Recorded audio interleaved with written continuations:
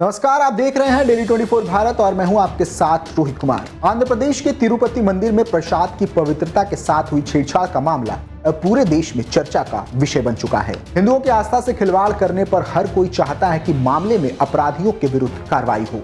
इस क्रम में मुख्यमंत्री चंद्रबाबू नायडू और डिप्टी सीएम पवन कल्याण को टैग करके न्याय मांगा जा रहा है।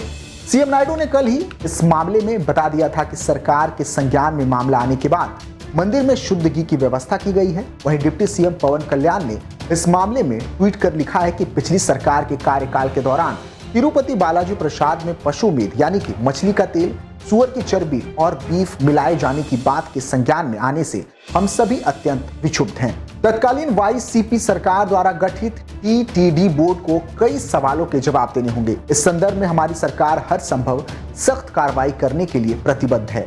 उन्होंने आगे कहा कि यह समूचा प्रकरण मंदिरों के अपमान, भूमि संबंधी मुद्दों और अन्य धार्मिक प्रथाओं से जुड़े कई मुद्दों पर चिंतनीय प्रकाश डालता है। अब समय आ गया है कि पूरे भारत में मंदिरों से जुड़े सभी मुद्दों पर विचार करने के लिए राष्ट्रीय स्तर पर अविलंब सनातन धर्म रक्षा बोर्ड का गठन किया जाए। उन्होंने आगे कहा कि सभी नीति निर्माताओं, धार्मिक प्रमुखों, न्यायपालिकाओं और आम नागरिकों, मीडिया और अपने अपने क्षेत्रों के अन्य सभी दिग्गजों द्वारा राष्ट्रीय स्तर पर एक सार्थक बहस होनी चाहिए। मेरा मानना है कि हम सभी को किसी भी रूप में सनातन धर्म के अपमान को रोकने के लिए अविलंब एक साथ आना चाहिए।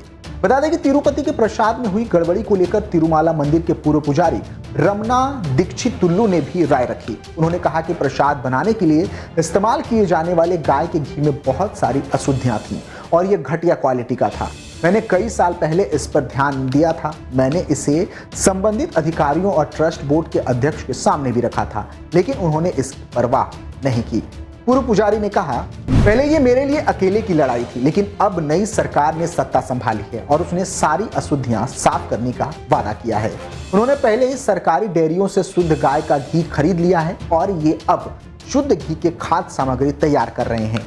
इस बात का ध्यान रखा जाना चाहिए कि इस तरह के महान पाप मंदिर में ना दोहराए जाएं, जो एक पवित्र मंदिर है जिसमें करोड़ों भक्तों की गहरी आस्था और भक्ति है।